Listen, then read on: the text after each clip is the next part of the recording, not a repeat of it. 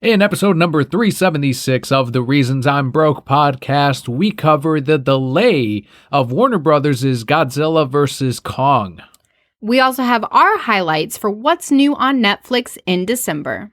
Our comic book highlight this week is The Walking Dead Alien #1, which was a local comic shop day exclusive. All of this and so much more on today's show.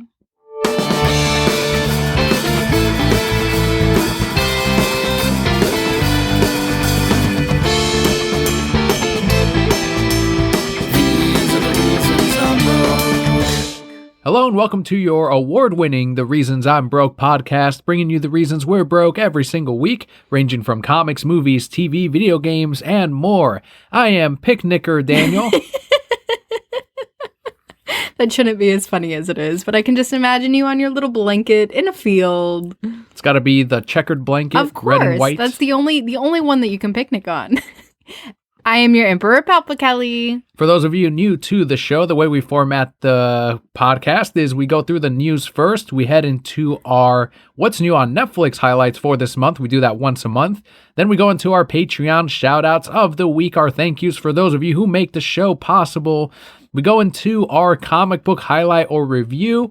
And once again, this month, once a month, we do our previews catalog highlights, which are some of the things that Palpa Kelli and I are going to be getting at our local comic shop. And finally, we end it with the Brocat block, which is going to have listener questions and where Palpa Kelli and I have been this week.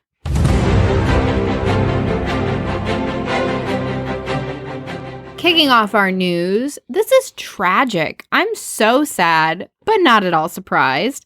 51-year-old Bond actor Daniel Craig has confirmed that No Time to Die is his final film in the franchise. This is like his second time confirming that it's the last time he's going to play Bond. But after seeing Spectre, or rather filming Spectre, Craig did say, famously said, quote, "I'd rather slash my wrists than play James Bond again," end quote. So they added another zero to that paycheck. Basically, yeah. I mean, he's been playing Bond for so many years now, over a decade. That's insane. I'm sure it definitely takes a toll on him, too, with the different stunts he has to do and just looking so good. I know he did suffer an injury for this one, and I believe also for Skyfall. As you get older, you just can't be doing the stunt, even the minor stunt work that you do, and keeping up with the physique. I mean, it's rough. Even someone as young as Jason Momoa was talking, well, I say young, but he's probably, 8 years younger than Daniel Craig. Has trouble keeping up with his own self and his body. So someone like Daniel Craig, who has been doing these movies that have been plagued with so many delays and financial issues, and just to stick around and continue going through your training until they finally get their shit together, he's got to be well paid to stay on as long as he has. Absolutely. But he's done a great job. He's definitely my favorite Bond. I know he was your man crush for a little while. Still is. Oh, Craig has played Bond since 2006's Casino Royale. Yeah, he is my favorite Bond as well, but I think it's kind of like the comparison they make with the Star Wars movies, where your favorite trilogy is the one you grew up with. Right. I think that's the same with James Bond. For many people, it's still Sean Connery, and I get it. I haven't seen enough Sean Connery Bond movies to have Daniel Craig completely take that over. But I think what I've related to the most on his iteration of Bond is that it is a very broken Bond. It's down to earth. He's a womanizer, just like the regular Bond, except women are discarded to him. Like, he can just discard them and leave them. And yeah, we saw that in the past where he would just leave the room, but he will let women die for his mission. He's an alcoholic. He doesn't care about a lot. He only cares about the mission and those tied into the mission. It'll be sad to see him go if this really is his last movie, right? And like you said, you've said that several times before. Have you heard any rumblings? Do you think that there's any lineup for who could be the next Bond? That's actually what I was going to ask you as well, because I'm almost thinking that they'll end this as a passing off on the baton to a new agent. I don't think that they'll do a soft reboot as they've done in the past with this franchise. I think they will introduce another character, another agent, and then go from there. But if it's done that way, they'll do it so that it's not the new character becoming, or just a new Bond that is a new actor, but instead it'll be passing on the name or the 007 status or whatever for the future of the franchise. It's going to be tough because a lot of people I know they criticized Daniel Craig's casting at the very beginning, but at this point, he's more than proven himself with 4 films. And it's going to be rough to see a new James Bond, and it'll be interesting to see who they get, whether or not there's these rumors of a female Bond or a black Bond or whatever it may be. I just want this to be handled well when he eventually ends his career as Bond, at least. I wouldn't even be shocked if he retired from acting, right? I mean, really? How much money does he have at this point? Yeah, but like if acting's your life and you enjoy it. I want him to pull a Chris Tucker. Just retires after Rush Hour 2, needs more money, comes back for Rush Hour 3. Comes back for another Bond. Yes. Would you at all be surprised if they cast Pattinson as the next whatever? Why Pattinson? I don't know, because I feel like he's getting really big. And yes, I would be surprised, because he hasn't even been in these. I'm just saying. I'd rather Ralph Fiennes. I know he's M, but yeah, have him be Bond too. Have him be all of it. The first Bond/M. When is the next Bond film releasing? Scheduled to release April 3rd, 2020. Of course, delays always happen. Could potentially happen.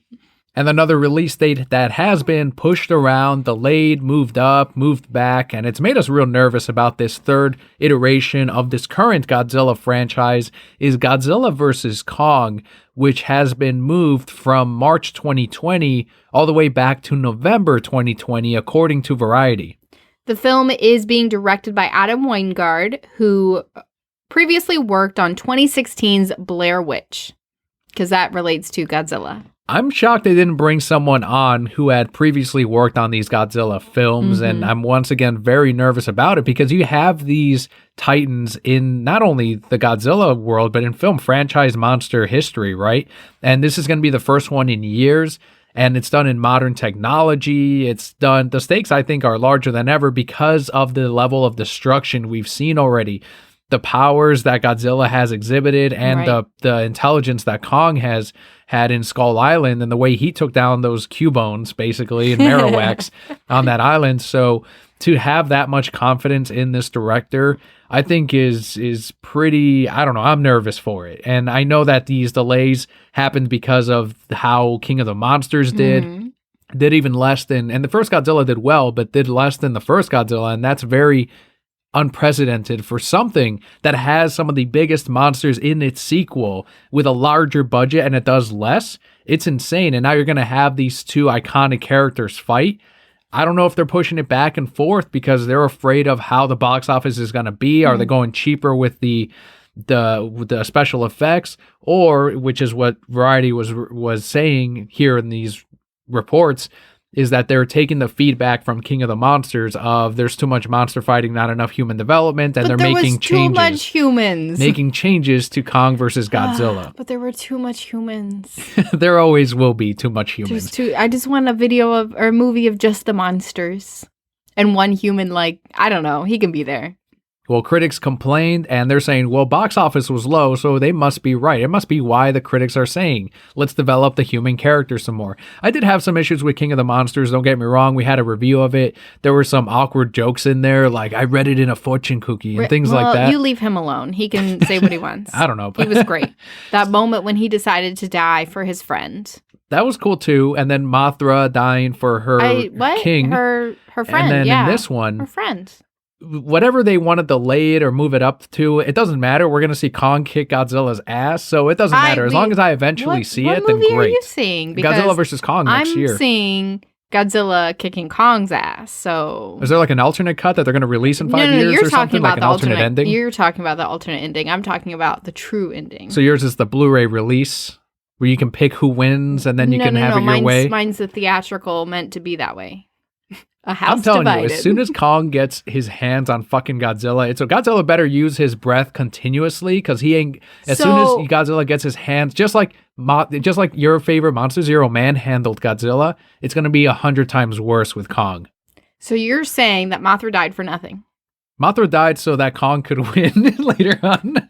I will tell you, I will be split in my mind if Mothra came back also, and helped out Godzilla against Kong, I'll just be torn inside, and it'll be great because that's what I want. I want to feel things during movies. Realistically, you know that they're not going to have one really defeat the other. They're going to team up to fight a new threat. Well, if they pull a BVS, there could be a winner, just like Batman beat Superman, and then they later on fought Doomsday along with Wonder Woman. And yeah, I do think they're going to end up fighting Mechagodzilla or Mechaghidorah, most likely, after the way that post-credit scene was. But I still want to see a clear winner between the two. Yeah, Godzilla. I'm already telling you, is your wife always right? Is your emperor always right? You haven't predicted it yet, though. And once we see the trailer, then you can predict. And once you predict, I'll be like, all right, it's whatever you say it's going to be. No, you're not. You're still because I'm going to forever say it's going to be Godzilla winning. Well, was a couple of things you predicted, right? The Godzilla roar at the very end of Kong Skull Island. And there was something else, too, where I was like, she fucking figured it out. Oh, in the Netflix Godzilla ones, you're like, oh, the Aborigines are going to be in here. I'm like, there's no humans on this planet. And then the end of that first episode, and then it ends like that. I said he was going to be with the Aborigine. From that first episode. Yeah. And it didn't even happen until the third one, but you were right. Well, because I'm brilliant and I'm me. How have you not figured this out? It's been 12 years, Daniel. When we get the first trailer, then you can predict things, and you'll do it here on the podcast, and I'll most likely believe you. But until then... And I'll tell you that Godzilla's going to win. Will Mothra we know Mothra's going to return, right? After the way the director and the filmmakers were talking about it. Will she team up with Godzilla to fight Kong? Who will Kong team up with? Godzilla. No. Mothra's teaming up with Godzilla to fight Kong. So does Kong just fight both of them by himself? Yeah. Oh, he's so cool. Get out of my house. Get out of my house. Let's move on over to the television side with DC Comics. The CW has signed an exclusivity deal to air Stargirl episodes the day after they air on DC Universe. Good thing, bad thing? Whatever thing. What is it? What do you think? I don't think it... I don't know. I feel like the CW... Okay, DC Universe is not releasing CW shows. So I don't think that the audience for CW shows is also signed on to DC. Like a very small percentage is also signed into DC Universe because they're very different feels for both of them. So, I mean, I think it's fine if it gets more exposure out there, right, to these shows for them to say, hey, this is the stuff that DC Universe is releasing. Maybe we want to jump onto that as well. As a DC Universe subscriber, do you feel at all slighted by the fact that it's now available, no longer really exclusive to DC Universe? I don't personally, but that's also, it's not like I'm signed on to both of them. I just see this as a way for them to get more awareness out there. And I think that DC Universe still has a lot of things that really make it valuable for consumers. Yeah, I think the biggest thing is the digital comics, the huge library of that, and of course the Timverse Batman, that's available. The animated series, yeah. Exactly. One of the things that people have tried to come up with, and we don't know subscriber numbers as far as I know, but they're saying that these moves of having these shows available on HBO Go and now on the CW is them looking at the numbers on DC Universe and going, well, we need to get this in front of more eyeballs because there's not enough people viewing these for the investment that we're making on these shows. Do you think there's any truth to that? It's possible. I feel like this subscription service wasn't advertised as well as it could be, and I still think that it's a very small market of people who are signing on for these shows. So if that's the direction they want to go of really producing these shows, which we've enjoyed so far, you know, we like Swamp Thing, Titans, we enjoyed the first season. So the things that we've seen, we're on board for, but I don't think as far as like a general audience, they're getting as many subscriptions as they want. While I don't think that Stargirl is the show that would gain them subscriptions, and it's not, I don't think they're going to lose subscribers by the fact of, well, it's on CW's free digital platforms, or I can watch it on TV, so I'll be fine. I don't need to subscribe. I don't think that many Stargirl fans are in that boat, but I do think that it might diminish the value for a lot of the existing subscribers, and I have seen comments already on Bleeding Cool of like, well, if this stuff isn't going to be exclusive to the thing I'm paying for, why don't I cancel and just watch the thing on CW? But again, to your point, it's Stargirl. It's not like it's a new Batman show. It's not like it's something huge. It's not a Superman show, right? Stargirl, I think, is very, very small, and I don't know. For me, it doesn't diminish it at all because, again, it's just Stargirl, and I'm not going to cancel and lose out on these other exclusive things to lose out on Batman the Animated Series and Superman the Animated Series and the free comics just because of a Stargirl show. Stargirl was originally announced to debut in August/September of this year, but was eventually pushed to spring 2020. There's no word right now if Stargirl will take place in the Arrow universe continuity. That was a big question since it is now on the CW show, and that'll be interesting to see once we watch it next year. But right now, just as a reminder, the Harley Quinn animated series is available right now on DC Universe, so make sure you check that out as well. Why are we recording? Let's go. We're definitely going to watch that tonight. If you're into Jimmy Palmiotti or Amanda Connor's run of the comic book, it's definitely a show that, so far, by the looks of it, you should check out. Sticking with DC, but moving back over to the big screen, Joker director Todd Phillips spoke out about the possibility of a sequel after the false article from The Hollywood Reporter came out. In an interview with IndieWire, Phillips says, quote, "Well, a movie doesn't make $1 billion and they don't talk about a sequel. Joaquin Phoenix..." $1 billion. He just had to throw that in there for us. He did. "Joaquin Phoenix and I have publicly said we've been talking about a sequel since week 2 of shooting because it's a fun thing to talk about. But the Hollywood Reporter article was referring to other things than that were just frankly untrue. When I pitched them Joker, it wasn't a movie. It was, let's do a whole label. They shut that down quickly, and I get it. Who am I to walk in and start a label at a film studio? But they said, let's do this one." End quote. You want to know who you are to pitch that label? The man who made them $1 billion. Mr. Todd Billion. Mr. Todd Billion. I'm sure now he has power to come in and go, all right, guys, are we doing this label thing or not? Right. But as far as him saying, the Hollywood Reporter, as a reminder from last week, they were saying that they're going to move forward with a sequel with Joaquin and Todd Phillips, and that it was going to be the start of several Black Label movies that explore different characters in a low-budget, R-rated, artistic way. And that this was just the beginning, but he was saying, yeah, I mean, we've talked about it since before then, and I pitched it, but since then, there haven't been any negotiations, there haven't been any talks. They're just focusing on Oscar season right now, getting those awards, and I'm sure by next year, if they discuss a sequel, that's when it'll take place in the spring. And there's no way WB doesn't at least approach both of them and go, hey, we made a lot of money on this thing. What ideas do you have? Do you want to do this? Harley Quinn. That's what we need. Harleen? Yes. I would love that. That would be so great because that would be a great way to tie in the Joker again, but still introduce this other character or different characters. Listen, Kite Man. Let's do Kite Man. Why not? Tom King did a hell of a job with that too. Absolutely.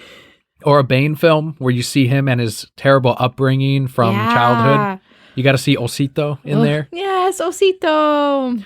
Todd Phillips said that his next project is a Hulk Hogan biopic starring Chris Hemsworth.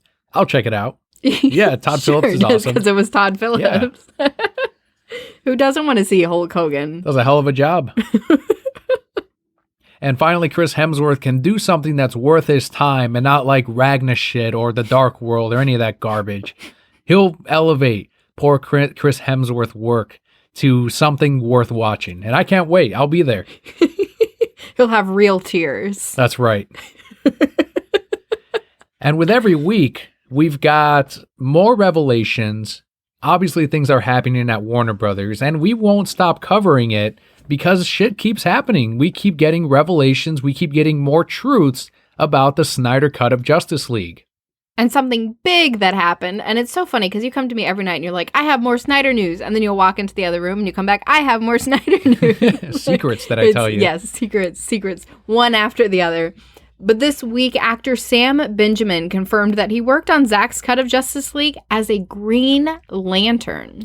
Since then, we have dug into his timeline, both on Twitter and on Instagram, and found the posts where he was obviously hinting at a Green Lantern role, like putting on a big ring and doing the standard pose of Green Lantern, saying, I just landed a big role. And back then, there were some comments of like, oh, Green Lantern, but now it's like, holy shit, it was Green Lantern. And now we know that he worked on Justice League. It was on a small role, but he would have been in the film, and we did not see that in the theatrical cut of the film.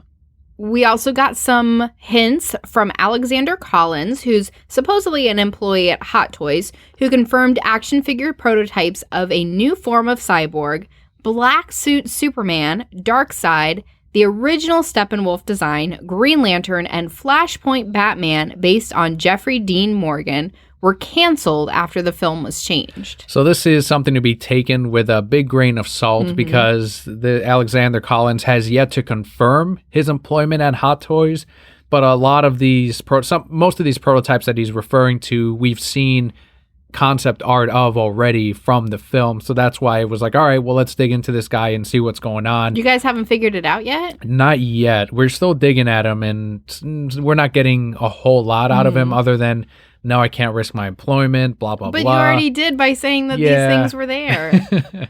So guys, I might work for Hot Toys, but I can't really tell you. The reason I included this is because, we could talk about the new form of Cyborg. We know that he had the extra arms and a lot of the concept art, including that helmet or the closed face that we saw in the trailer, the original trailer of Justice League, and they didn't put that in the film. So I'm guessing that's what the new form of Cyborg would have been, is the extra arms that we didn't see in the film. Black Suit Superman, I believe that Zach or someone have confirmed already that there wasn't a black suit, at least in his cut of the film, but at the same time, we had talked before about the cameraman who said, I thought we did film some shots of Henry in the suit. So if you know the answer, or if you have more clarification on that, let us know and contact us. Steppenwolf in his original design, I'm not shocked about that, because we saw that in the deleted scene of Batman v Superman, where Lex is contacting through the mother boxes, through the ship, and then we see Steppenwolf in that more alien-like form. And by then, they had started doing preliminary work on Justice League. So yes, you're getting your merch in place also. Like, here's the designs we're using for the film we're about to shoot. So there's got to be some original forms already, unused forms of that Steppenwolf before they changed it to what it is now. The one thing I did think was interesting, because we don't know yet which Green Lantern Sam Benjamin would have played in Justice League. And he's liked, certain comments and not really saying whether it was Hal Jordan or Kyle Rayner is the other one. But Alex Collins, who, once again, supposed employee at Hot Toys, said that their Green Lantern for the movie wasn't a Hal Jordan design, but it was a Kyle Rayner one. So that's where people are like, all right, so was he going to play Hal Jordan? Was he going to play Kyle Rayner? We're not too sure yet. But the Flashpoint Batman, if true, based on Jeffrey Dean Morgan's design, let's give him the benefit of the doubt and just have fun with that for a second. When do you think we would have seen a Flashpoint Batman as Jeffrey Dean Morgan in the film? I have no idea. You are the Justice League expert. I've seen it once. If I had to guess, maybe when Flash goes back to fix the mother boxes from killing Superman and Cyborg and the rest, that whole explosion. So that's the only place. That's the one that I'm like, I don't think they filmed it. Jeffrey Dean Morgan hasn't even hinted at putting on the suit. Yes, he put out that picture of him and his co-star as Martha and Thomas and saying, oh, Batman Joker. And it's like, oh, that's really exciting. But that's, I think, all we've gotten. And that was, I think almost 2 years ago now. Right. So it would have been neat. And people are still trying to figure out, yes, did he put on the suit? Did he not? I'm leaning right now towards no. But the way that things have been revealed, who knows? We could know by next week something brand new and some bombshell that Zach drops on Vero. Zach also gave us a little bit more this week and revealed some images from his cut featuring scenes with William Dafoe as Volko and Amber Heard as Mara, both from Aquaman. What'd you think of the different looks to both characters compared to what we got in Aquaman? I've always liked Mara's look better with the natural red hair as opposed to the crazy bright red. Maybe just because it was more like my hair. It's true.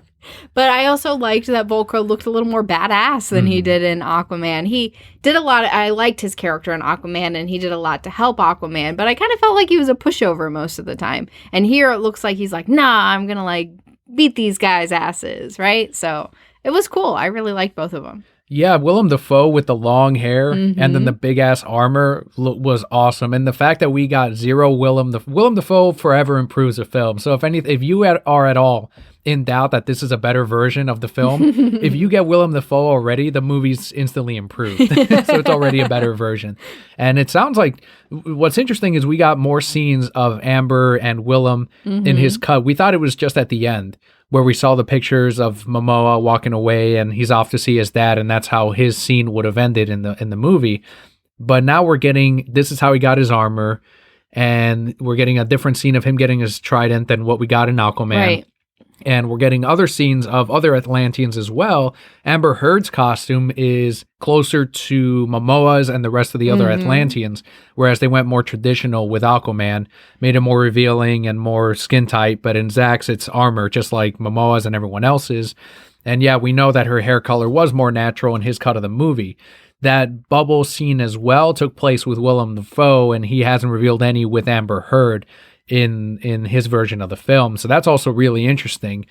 He also said in the comments, and I'm curious to know what you think, that he did the air bubble thing and that was his idea because he says that them talking underwater doesn't make sense to him. And his idea instead would have been that they communicated with each other through clicks and squeals, kind of like dolphins, but that they never got to develop that further than what they did. And what do you think about that idea of like, yeah, that doesn't make sense to me, so this is how we communicated with them? That makes a lot of sense. If you think about the way that we speak, right? You really get into the science behind it is vibrations through air. And you don't have air. I mean, there's oxygen, yeah, but you don't have traditional air underwater. So no, actually speaking underwater wouldn't make any sense. A lot of people have taken this as they've turned on James Wan, the director of Aquaman, because they're saying, you know, he supposedly was honoring Zack's vision for the DC Extended Universe. And by him going, well, I'm just going to make him talk underwater, he's then thrown away that idea by Zack of, this is a more grounded, realistic take on these DC characters. And he's kind of ran with it himself and said, well, let's not use all of Zack's ideas and just kind of do our own thing. Where I kind of differ on that is Zack was very supportive of James Wan and the Aquaman films, but that also could be because Momoa has been for the Snyder Cut for almost as early on as Ray Fisher has.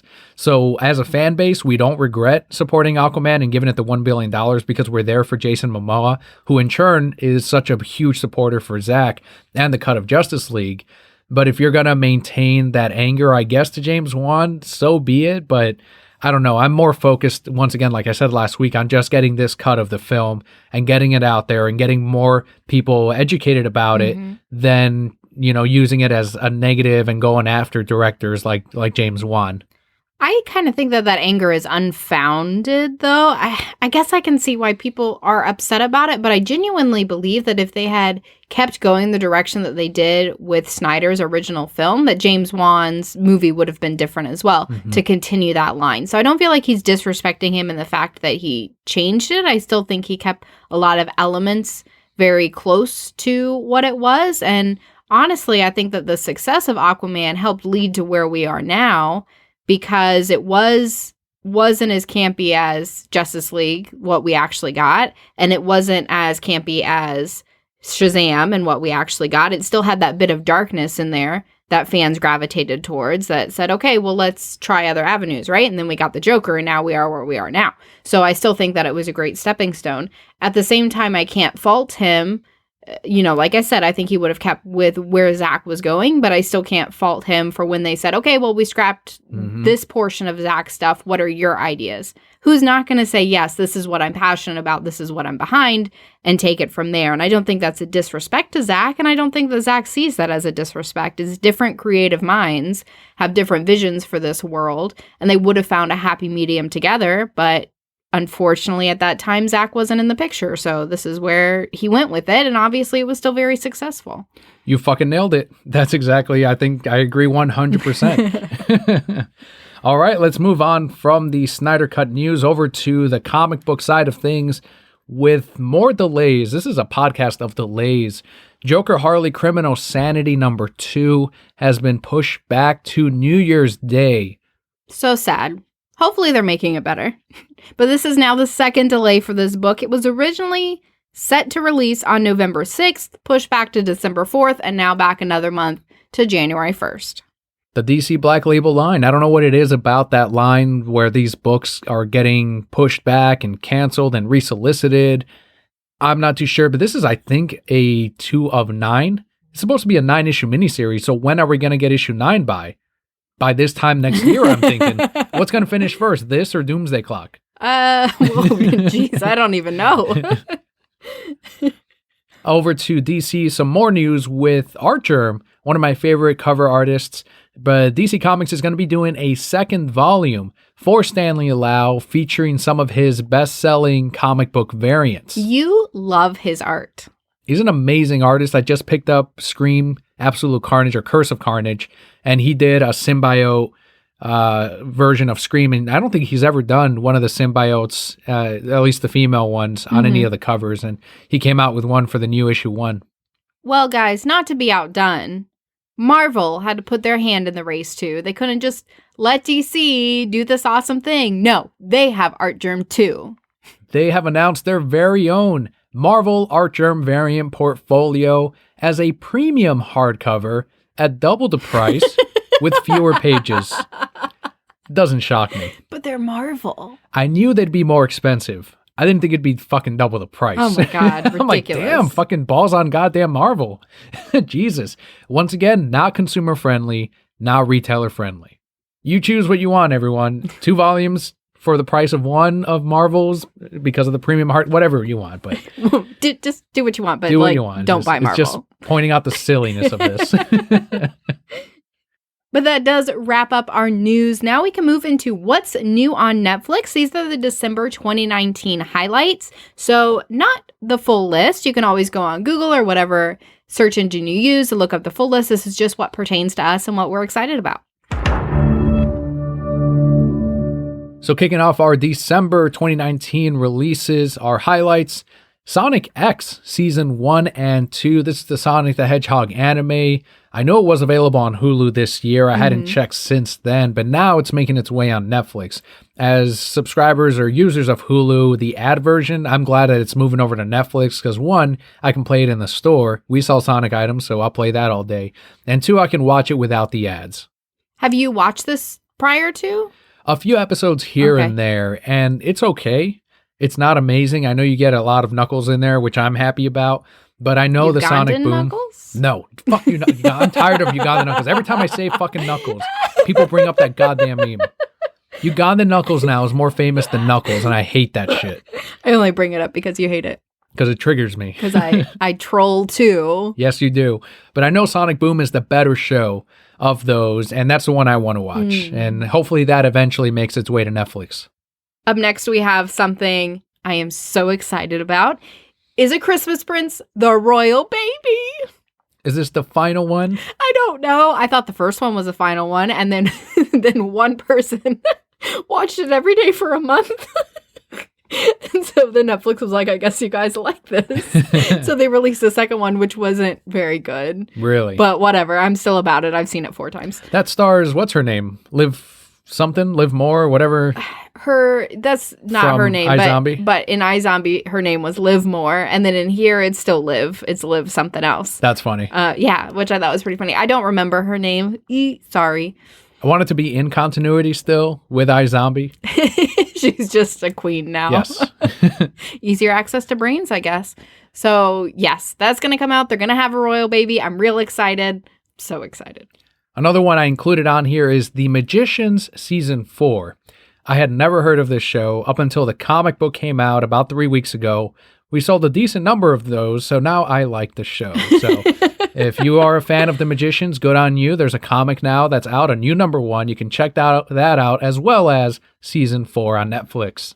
We also have The Witcher Season 1. Starring Henry Cavill. Where he was sexualized in that commercial. He was? Yeah. Yep. Saw this nice ass shot. I haven't played The Witcher. I've seen Let's Plays on the game. This does look really solid. I'll definitely check it out. And if anything, and I know there's controversy on Henry not tweeting out release the Snyder Cut, but I do enjoy his performance on Man of Steel, on BVS, and then I will eventually enjoy his performance in Justice League. But I do want to at least support him and watch The Witcher Season 1. Mm-hmm. Up next, we have Transformers Rescue Bots Academy Season 1. Got to keep the kids into Transformers, otherwise you have no future with Transformers. Listen, when they released that show, it was so good. You and I were hooked. Which show? Transformers. Are you talking about Beast Wars? Oh, no. I'm thinking of Ultron. Never mind. Okay, yeah, Transformers, whatever. I got excited. I'm like, robots changing. Yes, but that was Voltron. Okay, sorry. Ignore me. Another one here is a Netflix original, which is Lost in Space Season 2. I know the special effects were awesome in that. I never watched the show myself, but for those of you keeping up with those, they did do a second season, and it is out this month. And the last highlight we have is Fast and Furious Spy Racer Season 1. Have you heard of this? No. It is a Fast and the Furious franchise kids show. It's CG. Okay. That's the most franchise building thing you can do when you make a kids version of CG, and it's like, all right, now kids are Fast and Furious, and it's like, oh, great, fine. I don't want my child to be Fast and Furious. That's how big that franchise is. Isn't that insane that now there's a kids cartoon based on Fast and the Furious? I can't even handle it. I don't think I have seen one Fast and Furious, and they all drove Honda Civics, and I was driving a Honda Civic at the time. You don't remember which one it was? It was the first one, I think. Okay. And then I went to drive somewhere right after it, and I had to race everybody because I was Fast and Furious too. But then I had no desire to see anymore. It's like when we just watched Ford versus Ferrari. Oh, yeah. I still also, can I tell you, we watched that movie, and then my Facebook ads were like, drive race cars. That's insane.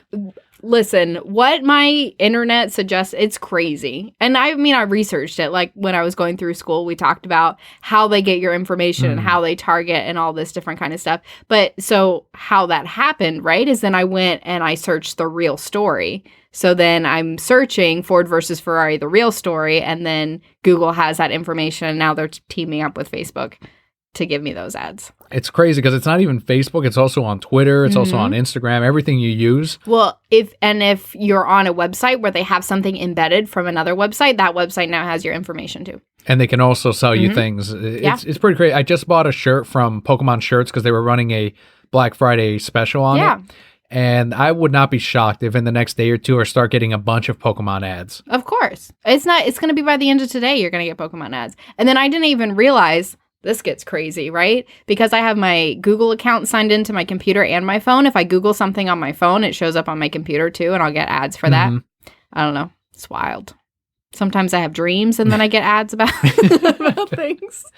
Yeah, I think where it gets scary is when your phone is kind of listening to you, and then it's like, all right, when you talk about something and then you suddenly get ads about it, that's where it gets really freaky to me. And that does happen. And oh, yeah. I'm sure. But at the end of the day, I could sit here and like hide myself in a corner, and then what's that? They're just sending me ads, and yeah, they got all this information on me, but what are they really going to do with it? It reminds me of a Pokemon player from years ago at the other store I worked at. And I'm like, yeah, if you have a Facebook page where I put up all the events and all the tournaments, because he kept saying like, oh, I never know when the tournaments are. And it's like, well, I put up flyers and there's also this, but join us on Facebook and we have that. Oh, I don't have a phone or internet or anything. I'm like, oh, okay. He's like, I stay off the grid. And I'm like, do you go outside? You're here, right? And he's like, yeah. And I'm like, you're on the grid. There's cameras on streetlights. Like everywhere. Everyone knows where you're at now, in spite of you not having a phone. Right. Off the grid. Really. You got to live in a forest somewhere, like in a cabin, and farm your own land. Even then, satellites know where you're at.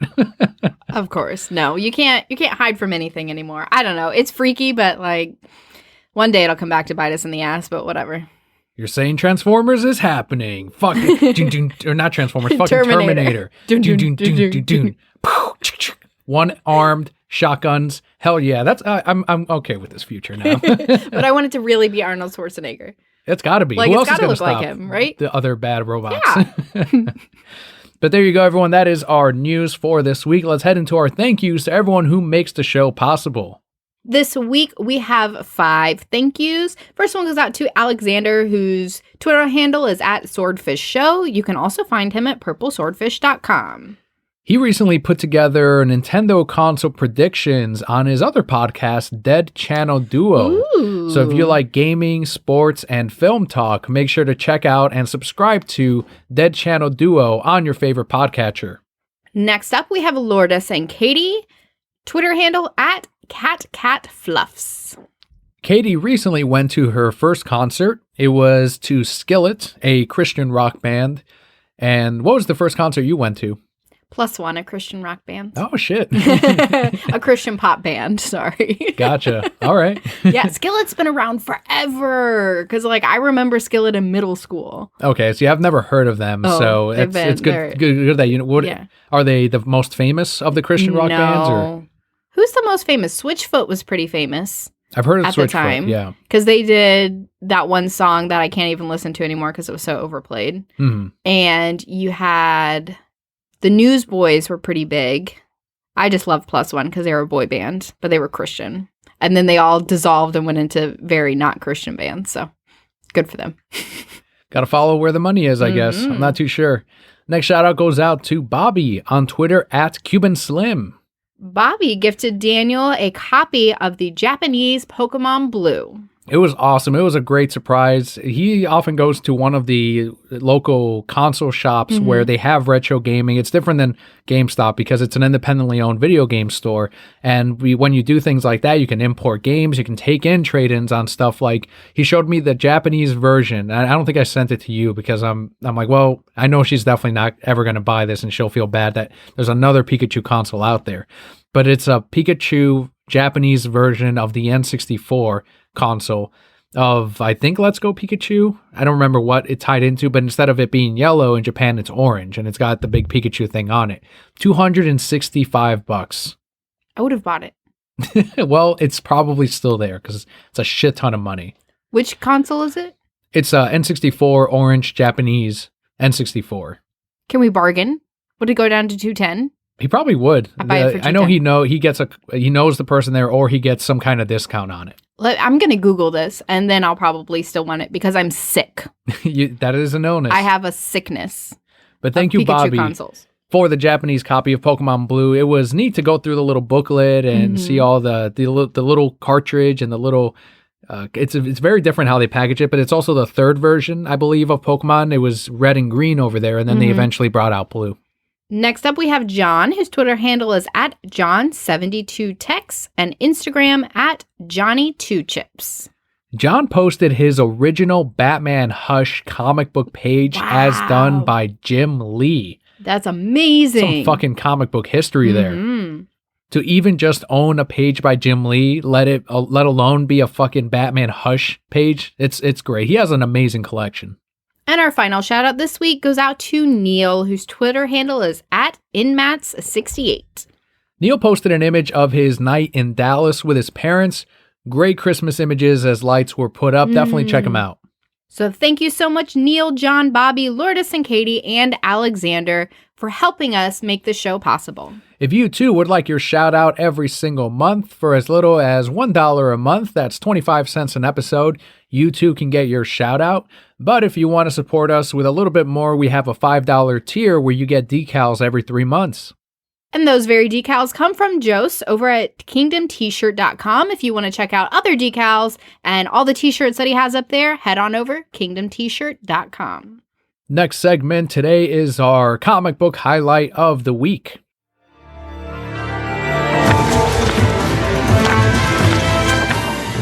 As we said in the very beginning, we have the local comic shop day 2019 Walking Dead Alien #1. This is written by one of your favorite writers, Brian K. Vaughan, with art by Marcos Martin. This was originally a digital project that released, I want to say about a year ago, but for the first time in print, it was available for local comic shop day, which landed on a Saturday this year. And it was more limited than your standard comic books. It was neat because I believe at first they were only going to make these available for like one per shop or something. A lot of these comics, not just the Walking Dead one, but several of the variants. And they opened them up a little bit more. So we were able to get more copies, which was nice. But this comic itself, we don't own any Walking Dead issues. But we saw it in the previous catalog. We're like, fucking Brian K. Vaughan? Yes. Gotta get it, even if it's a one shot. I don't know if you felt the same way, but the fact that it was digital only shows when you're reading it. Yeah. The composition is weird. It doesn't fit right in the binding. Like a lot of the images are cut off because of it. But that's just kind of a result of what happens when you try to translate something that was created for digital only to physical media. That aside, with the writing, I was so invested. And I've seen maybe one episode of Walking Dead. I don't really know any of these characters. I know it's a zombie world and there's some guy named Rick. That's as far as my knowledge of Walking Dead goes.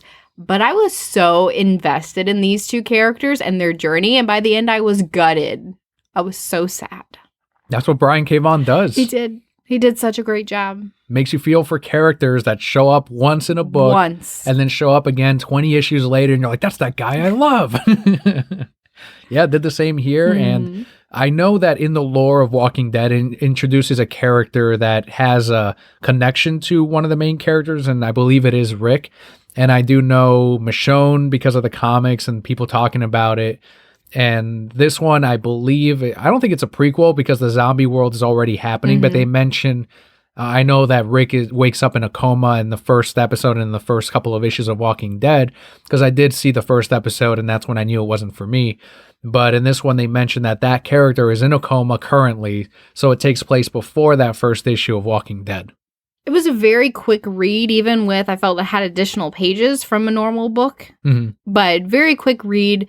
Again, maybe because I was so invested, but there's also not a ton of dialogue. So it's a lot of the imagery, and I thought that it was beautiful in the fact that all of it was black and white except for the blood that you see throughout. And that was accurate to the Walking Dead comic, which is entirely in black and white, but the use of color near the end at the revelation, I thought that was smart. And I thought that was a neat way to let the readers know, okay, things are not good, it's a negative type of ending to the book. And even though I don't care about Walking Dead and it's not for me, this I loved. If they were to continue that story, I would have gladly followed that world. And the art by Marcos Martin, and the fact that this took place in, was it Barcelona? Yeah. You see all the architecture, but there's zombies everywhere. It's gorgeous to look at in spite of the death that surrounds the fucking place. And from what I understand, that's very different than what the Walking Dead comic and show is, because that all takes place in the U.S. and it's very barren and there's a lot of desert. Crappy architecture. Well, it's in a deserty area, so there's not a lot to really look at in the show or in the comics. But here, when you have zombies in this beautiful area like Barcelona, the art just went to town in this issue, and it was gorgeous, and it was beautiful. And you said it was a quick read because a lot of it is very visual. It's a lot of running. It's a lot of them trying to get away and making a plan. And there's a little bit of love, I think, somewhat thrown in there. There's definitely a spark between these two characters. And I really liked it. I enjoyed it. Even if you're a Walking Dead fan, I think if you can find an issue, I think you should pick it up. If you go to pick up this book, it could be more expensive at your local store. They raised the price point a little bit, but it is also still available digitally. Let's continue our comic and merchandise talk with our one time a month previews catalog highlights. For those of you who don't know, the previews catalog gets released once a month. It is the Sears Christmas catalog of the comic book world. You have listings for all the comic books coming out, different mangas, merchandise that's coming out. This is how comic shops do their orders. It's a great thing to pick up for yourself, flip through it, go back and say, hey, this is what I want you to order for me. And then 90% of the time they can get it. Per usual, I will be covering a lot of the comic books and you will be covering the merch. The cool things. I've got about 15 items on my list. I know you've got closer to 20. So we're going to go 12. 12? Okay, that's actually not bad. We'll do two and two or something, go back and forth per usual. The first one I have is I'm going to be getting a Predator comic, and the variant to Predator Hunters 3 #1 actually has glow-in-the-dark ink on the cover. Oh, so that's cool. I'll be getting it for that. That's on page 76 of the catalog. And the other one on the DC catalog it's on page 3, is Batman Pennyworth, Rest in Peace. No! So this one is, I'm like, all right, well, we know what happens in the Batman ongoing. It happened, I think, 4 issues ago, and you see a bit of that fallout in Tom King's latest issue. But this one, it's like, all right, I first thought it's a one-shot. They're going to kind of make extra money on it for the Alfred fallout and the Alfred fans. Then I see that it's written by fucking Peter J. Tomasi. And I'm like, absolutely sign me up for this shit. If it's another silent issue, I'm going to die. Peter J is such an amazing author. I will read anything he writes, and to have that sadness when he did exactly what you mentioned. When Bruce was dealing with the death of Damian Wayne and that pain, it was one of my favorite It still is one of my favorite comic books of all time. 0 dialogue, all artwork, but written artwork. Of course, he wrote out what's going to happen, what Bruce is going through, and I can't wait to see what he does with Pennyworth, Rest in Peace. So if you flip the book over from where Daniel is, that's where you'll find all the merchandise. The first one I have is on M26. It's a sexy Wolverine statue. Sexy Wolverine. Is it Logan or is it the comic book one? No, he's real short. Oh, yeah, comic book. Yes, he's comic book. I just thought it was funny. That's why I included it, because he's like shirtless and in like tiny little underwears. But then he's got like all these wires all over him. I know what you're talking about. It's a PVC statue. Okay. I think they're about $55. They're a good size. And they do well at the comic store. I know we're going to sell a hell of a lot of them during the holidays. He's got like his hairy chest too, though. And I was just like, this is very unattractive, but you're trying, so. That's Weapon X Wolverine. So back in those comics, I don't know when that transitioned, maybe it was in the 90s, but in the 80s and the 70s, like men hairy, that was normal. Like that was considered to be attractive or sexy or whatever. In the Death of Superman, when he's fighting Doomsday, you see like everything's ripped up and you see the hair popping up. When Batman fights Ra's al Ghul shirtless, same exact thing. You get hairy Batman. So his first appearance, he was extremely hairy. He was like an animal, he's out in the wilderness, he's escaped, and that's the same statue that they did. Now we're in this period of less hair is more attractive, and I'm sure that'll change as well eventually. But that's one of the things that people always point out, and things like, and I think it's like the comic book in 300, where all the men are like super shaved, but they're supposed to be super tough as well. So that might be funny later on in future years, but to me, you got to have hairy Wolverine. Next on my list, on M34, there's a Harley Quinn statue in her Jester costume. So we've seen a lot of statues recently where she's wearing different things, because that's how the characters evolved.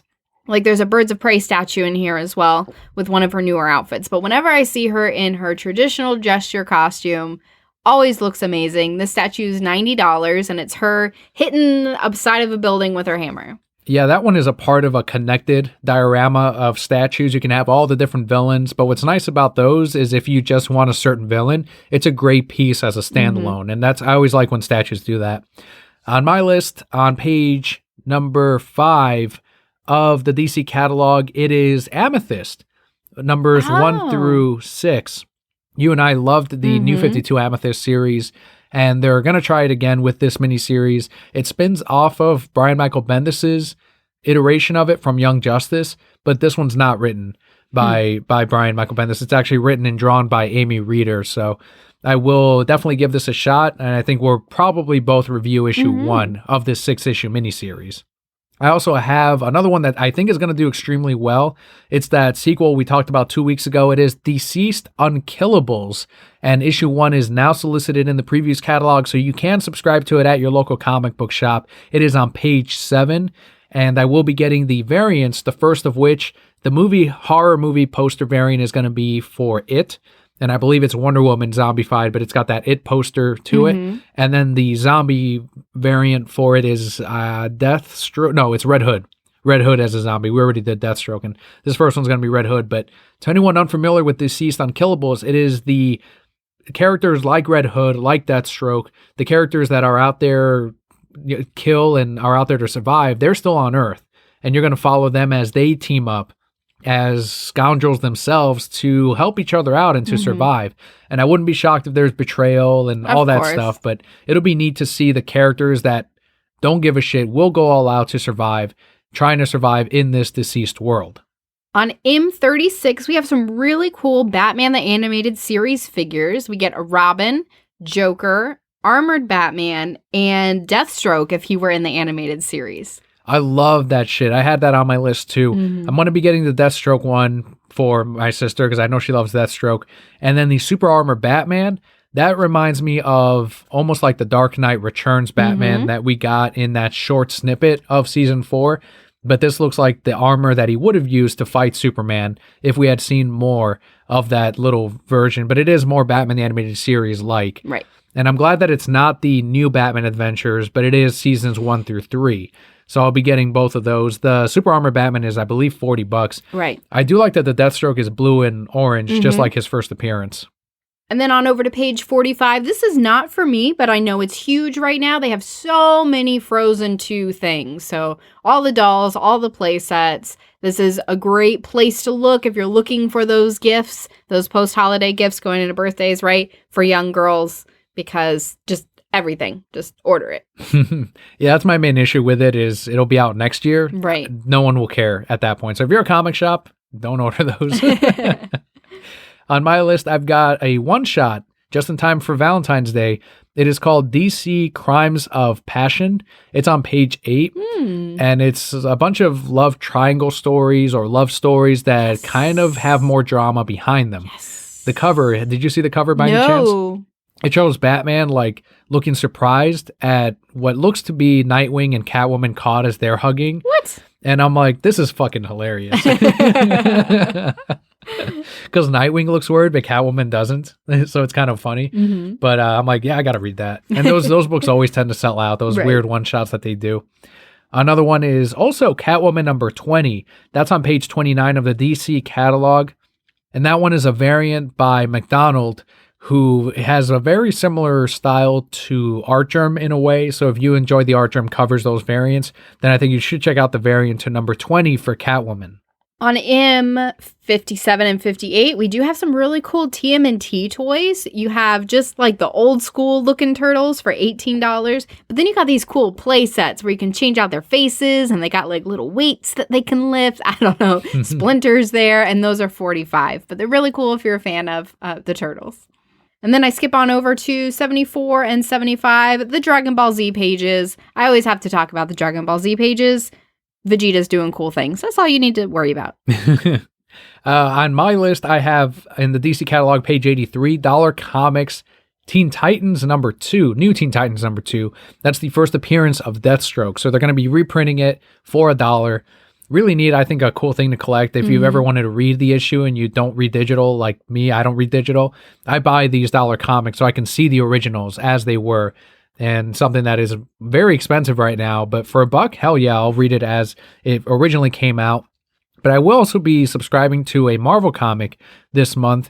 It's in page 46 of the Marvel catalog. It's Gwen Stacy number 1. That'll be a miniseries, but these are stories that take place before they killed her off many years ago. So it'll be neat to see what they explore. Maybe it's some kind of subtle origin, or at least some of the earlier periods of her interactions with Peter.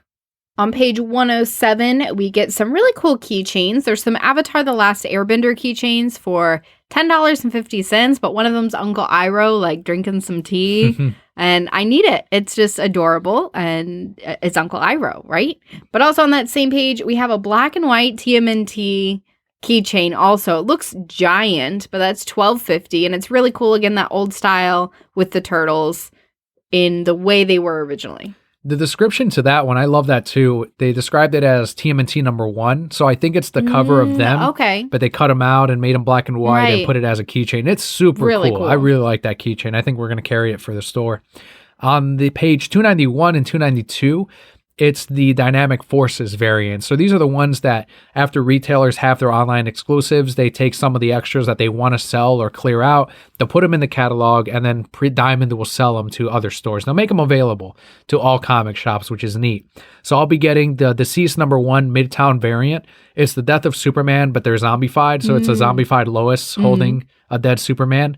And then I'll be getting Spider-Man number 1, and that's also a Midtown variant, but this is the one done by Lee Bermejo, where he did a Spider-Man. His clothing is real loose. You see all the folds and all the hyper-realistic suit that he had. When he put that up on Instagram, he made fun of the MCU version of Spider-Man and said, all this armor nonsense and tech, you need to see folds. You need to see clothing. This is my Spider-Man. And this is where the whole DC fandom was like, hell yeah, fucking Lee Bermejo is amazing. He recently did Batman Damned. So I'll be getting his variant for Spider-Man number 1. On M108, just some cute little things. I don't know. I'd never get it, but it's a little tin sign, and it shows Batman and Robin running, and it says, welcome to the Batcave. Don't touch anything. And I thought it was really cute. That's $12.99. And then also on 109, there is 2 really cool Harry Potter notebook sets. One has the Deathly Hallows on the cover. One has just like the Hogwarts crest or whatever. And the pens that come with it are wands. Nice. So it's 2 different wands that are pens. And those are $29.99. If you're into Mario pins, on page 114, they're $8 a piece. They have standard Mario ones, but they also have Mario Kart ones. And I'm thinking, yeah, we'll carry those for the store as well, because you don't see those too often. Unless you're at the Nintendo store up in New York, you won't find these as readily available as you'd like. So I'm going to be ordering those for the store, and I think they're really neat. Ones that I am going to highlight as part of the store, because I make the graphics for the store and we put up the slides and whatnot, is the two big indie hitters that I saw were Bang #1. I believe it's from Dark Horse Comics, and TMNT Jenica. We have talked about her getting her own miniseries last week, and now you can actually pre-order it through your store. The two big DC ones are DC's Unkillables and Amethyst. So I'll be pushing those. And then for Marvel, if you're into Marvel at all, I think the biggest books that they had in the catalog were Star Wars Darth Vader.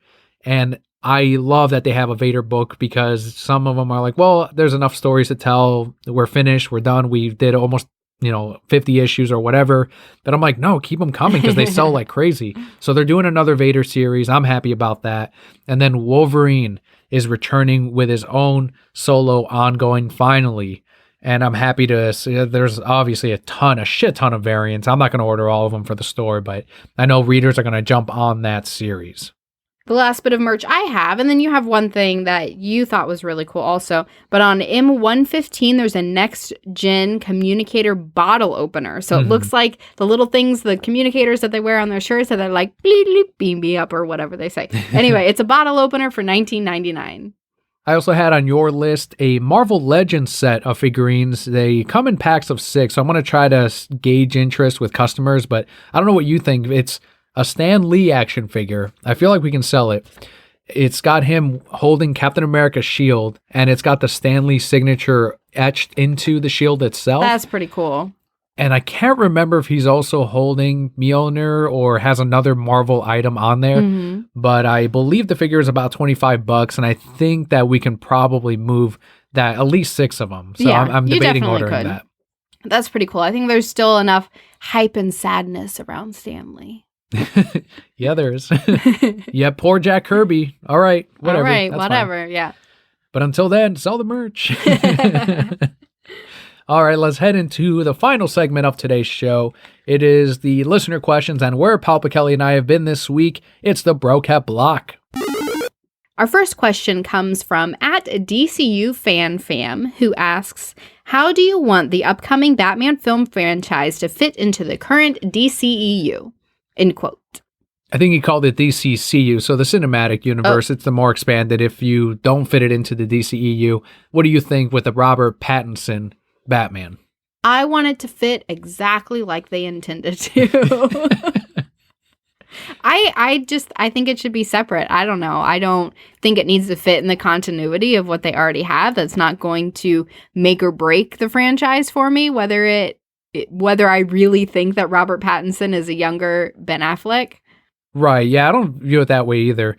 And I know this is a result of them doing their own thing with the DC Extended Universe. This is when they were going with the initiative of not everything has to connect. We're just going to make individual movies like Batman, like Joker, and not worry or stress about them needing to go to the next movie and then being the next installment. So to me, I do think it's also going to be a separate iteration of Batman. It's not going to have anything to do with Ben Affleck's version. And I know the obvious thing being that the cast members are vastly different than what Zack Snyder had set up. So to me, yeah, I do want it to be separate, because they really can't touch what Zack did or what he intended with the Batman film. And I don't want them to try to either. And if it ends up being something that people don't end up liking, or it's a box office bomb, then it doesn't affect the other movies that they may or may not have coming in the future with or without Ben Affleck. Right. And I really don't foresee it tying into the Joker in any way possible as well. That's its own standalone thing. Let it do its thing and be what it is. They don't need to relate at all. And I think having it be its own cinematic thing, even though they intended to be a part 1 of a trilogy, gives them the freedom to use the characters in any way they'd like, gives them the freedom to use the villains in any way that they'd like. And we know that there's going to be several of them in this movie. We already know about Penguin, Riddler. I feel like I'm missing Catwoman, of course. And if they're going to have that Arkham Asylum scene, as they've rumored to have, then we're going to see way more even in this. And we know Harvey Dent is in the movie too. So if you have this not tie into anything, you have that freedom. And that's not at all saying anything negative about the DCEU. I'm just saying that that's how I feel this one should stand. Next up, we have a question from @CubanSlim, who asks, quote, if Batman films could be dubbed over using @RealKevinConroy for all the Batman lines, and Bruce too, Approve, too messy, not the same, thoughts, end quote. As a fun thing, I would love it. Like, I think that's hilarious. If you can sell me a different track of, even if you do a short YouTube video of him just having fun and redubbing over famous lines in the cinematic universe, yeah, I'm for it. Like, why not? I don't think it'd be something that I'd love to see. To like change it for all time. No, because I think, a lot of these Batman movies we've really enjoyed, and you want to stick with their vision and the actor's portrayal and all those kind of things. Because of course, you're not going to have gravel voice Kevin Conroy, like, where you have Christian Bale, right? And that's part of the thing that makes it fun is you can't understand him going, "Where are the drugs?" Where are the other drugs going? I kind of want to hear that. I mean, I'd like to hear it, but don't change it for all time. Swear to me. Brr, brr, brr, brr. Can you get the soundtracks in there too? I hope so. That'd be. And then after that, can we just get a reanimated version of those movies also, but in the animated series style? Oh yeah. And then release those. Yeah. And then, well, if you want, have them rewritten as well by Paul Dini and Bruce Timm. Calm down. You're asking for too much. We already got Batman the Animated Series re-release that you never thought would happen. So you do realize that now that Kevin Conroy is in the CW, some iteration of Batman, and he's the live action, we're going to be demanding for a full show of Kevin Conroy live action. Would you not love that? I would love that, but that poor old man. Not poor old man. He's happy to do it. And they're happy to pay. You pay him as much as fucking every other Batman ever. And I'm happy because he is the greatest Batman of all time. He definitely is. But thank you so much at DCU Fan Fam and at Cuban Slim for submitting questions. Bobby's always submitting questions every week and really appreciate it. At any point during the week while you're listening to this, tweet over a question to us or via Instagram or Facebook, and I will add it to the show notes. Any questions that you'd like answered, and you can hear it on here. Or if you want to be heard on the podcast, head on over to speakpipe.com/thereasonsimBroke. There is a link in today's show notes, and using your phone, you can call right in and we can play your question on the air. But let's head into what Kelli and I have been doing this week. You've been playing a game. I have been playing a game. Courtesy of the Brocat Corps. Yes. Many, many thanks to the Brocat Corps. They gifted us this week with a copy of Pokemon Sword and Shield. Bobby, once again, at Cuban Slim, organized the Brocat Corps to put together some money and not only get us Pokemon Sword and Shield, but the collector's edition, the tin version, which has the gold the gold pattern to both legendaries when you flip it. So he's got Sword and Shield, and it's got both games in it for the Nintendo Switch. Huge thanks to, if you want to follow them on Twitter, please do. But Bobby at Cuban Slim, the Lazy Gaming guys. So that's Julian, Jacques, maybe. So definitely Julian and Scott. Spoon Sandwich, Jared, thank you. At OmniJam, of course. He's also on Discord and on Twitter at OmniJam, and Dead Channel Duo, Alexander, Purple Swordfish. Huge thanks to all of you for this gift. So now there's no excuse. We have to play it, right? And you've already started. I did.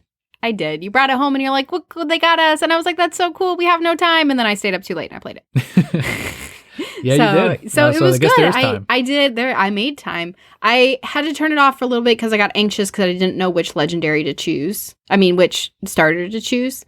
I went with Sobble. I don't know, the water one. I never thought you'd pick Sobble. Why? Like, that surprised me. Why? I thought for sure you'd go with Score Bunny. No, why? Because that's the more attacky one. I never pick fire types. Except for Cyndaquil. Cyndaquil was the last time I ever picked a fire type. Did you pick Tepig? No. Okay, I think that's one of the last ones I went with. Like the Hoot Owl or whatever. Was that same generation? I don't remember. I didn't pick Tepig. Gotcha. Yeah, pick Sobble, and we're just like running around. It's really interesting how like crazy and open world it is, right? It's a beautiful game from the short time that I've played. I think I'm about 30 minutes in. A lot you can do, very user-friendly. You can pick it up very easily. As we've seen, it's gotten even easier, right, as you move forward in these Pokemon games. So I'm really enjoying it. Thank you, guys. I appreciate it. It might take me 14 years to beat it, but I'll make it there. Do you think I know I've heard some people say that it's a little too user-friendly now, where the game tells you where you need to go, and the old games didn't. You'd have to kind of figure it out yourself. Where the game does autosave after every area, after every door you go through now it saves, as before. I turned off autosave. Well, you told me about that glitch, and then I heard it last night on Lazy Gaming Guys when they were playing, and I was just trolling. I'm like, broken game. They shipped a broken game. But what do you think about the ease of use now with the Pokemon games? Yeah, it is really easy. And I think for younger players, if this is what they're starting with, going back to play those older games is going to be very difficult. As someone who doesn't have a lot of time, as someone who doesn't have a lot of energy to put into this, as someone who is playing it a lot of times with my child in the room who's also watching me and demanding half of my attention, I enjoy it because I still get that nostalgia and I can still get that relaxation without having to put too much effort behind it. Mm-hmm. So I can just hit attack. It's going to tell me which one's going to be super effective against who I'm going to fight, and which I already know because I'm a Pokemon master, right? But I do. It's just very easy to pick up off the base, play it for a couple minutes, and put it back down. With them making it a little bit more accessible to a lot of players, is it safe to say that it's a kids game still? Like they have kids in mind when they're making these? 100%. This is not for adults. Gotcha. All right. I just wanted to ask that. Yeah. Very interesting. And obviously it works because you got to have the younger fan base there so that you can continue. And I'm seeing it at Pokemon League, at the comic shop that I manage. You know, the younger and younger players are coming in and they're getting into the card game. They're getting into the games.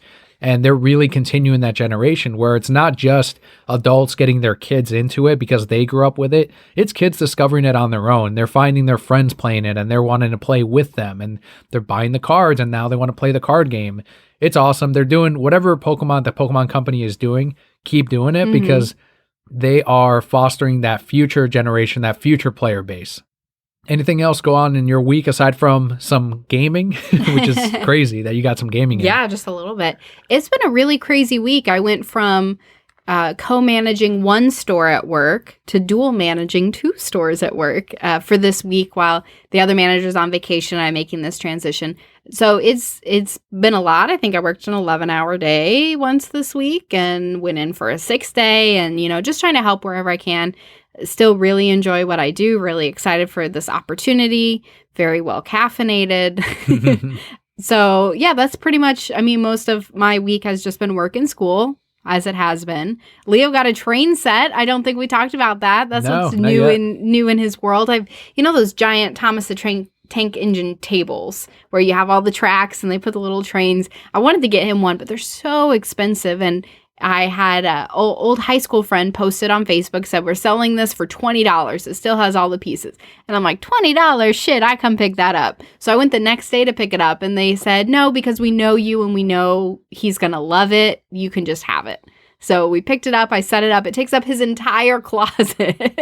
It's a big closet, but he'll spend hours in there just moving the trains around. He'll break it and bring me the track and I have to go fix it. And so that's going on in his world. He's having a great time. And it's awesome because it gets his little mind working. It's not sitting in front of Netflix or whatever. It's him like playing something, his imagination. And it's great because I think the more, and the doctor also told us that, is the more imagination, the more hands-on things, the better it is for his little mind. And, right.